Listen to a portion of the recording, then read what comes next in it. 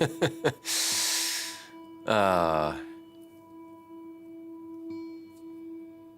don't actually really know, to be honest. But so here's the thing. The Bible actually doesn't say a whole lot about what happens after people die.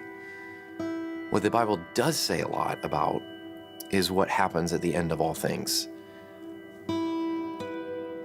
At the very end of all things, the Bible says God will come as the judge, which I know is a hard thing to say, but that he will come as the judge, and in doing so, he will judge evil, and he will banish it from the world forever, and he will restore the world and make it right.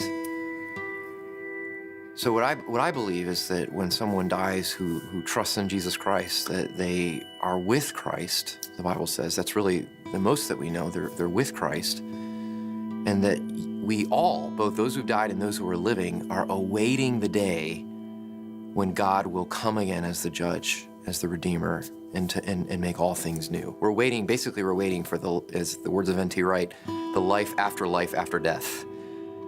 That's what we're all waiting for. We're both living and dead. We're waiting for the day when Jesus Christ comes again and makes everything right, makes everything new again.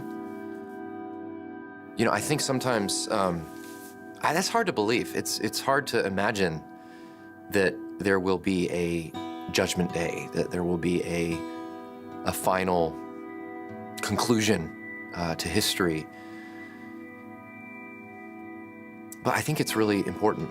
I think it's important that we believe that. I remember when I was a kid, like most kids, we'd go on these long, insufferable car trips with my little sister in the back seat, and we'd be driving and driving and driving and driving. And the question that every little kid asks is, "Are we there yet? Are we there yet, Dad?" And just imagine if a little child yells up to Dad, "Hey, Dad, are we there yet?" And the dad says, "No, actually, we're not going anywhere. We're just driving. Forever. Driving." That would be a recipe for insanity. I mean, it would drive, especially two little kids in the back seat, drive them crazy. I mean, just driving, no destination, no conclusion. And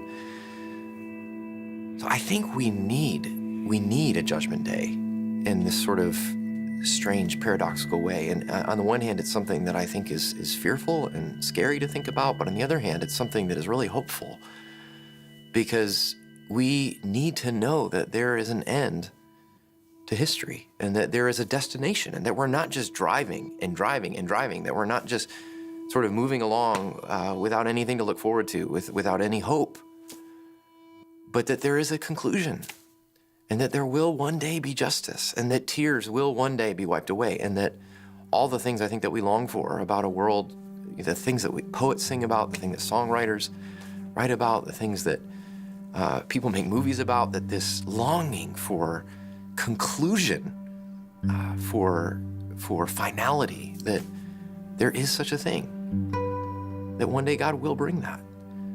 And I think the people that is a most hopeful word for is the people who are suffering, the child prostitutes of the world, the people who are dying today of hunger, the people who face suffering every day. I mean, if you were to say to them, there is no judgment day, there is no destination to human history, I mean, talk about hopelessness.